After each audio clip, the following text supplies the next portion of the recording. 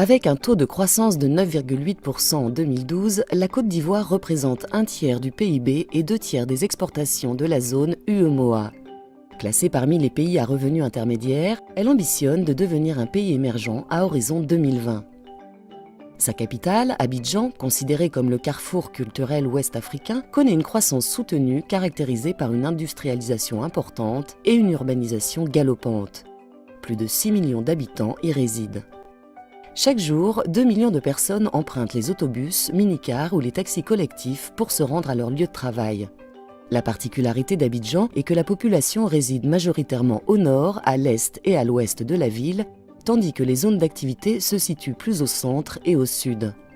L'infrastructure de transport public est insuffisante pour faire face à ces flux. Cela engendre un engorgement des grands axes avec de nombreux embouteillages qui freinent le développement économique de la ville, engendrent des problèmes de sécurité et provoquent de fortes nuisances environnementales. Il faut dire qu'à Abidjan, le problème du transport, c'est un parcours du combattant.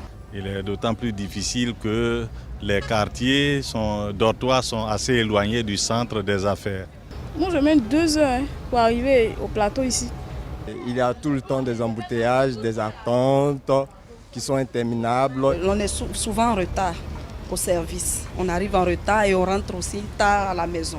Et souvent même on est obligé de marcher des kilomètres et des kilomètres. Il faut se lever très tôt, chercher les premiers bus. Si on a pris un tout petit retard, c'est fini. On est là, on attend. Il n'y a pas d'heure. On est là dans le flou. Et puis dans les bus, on nous surcharge, il y a assez de personnes. On est serré dedans, il y a les odeurs, tout ça là. On n'en peut plus quoi, on a besoin du train.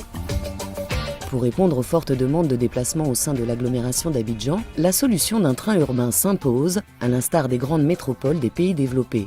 Ce projet constitue ainsi une initiative phare développée par la République de Côte d'Ivoire dans le cadre du Plan national de développement 2012-2015 initié par le président Ouattara.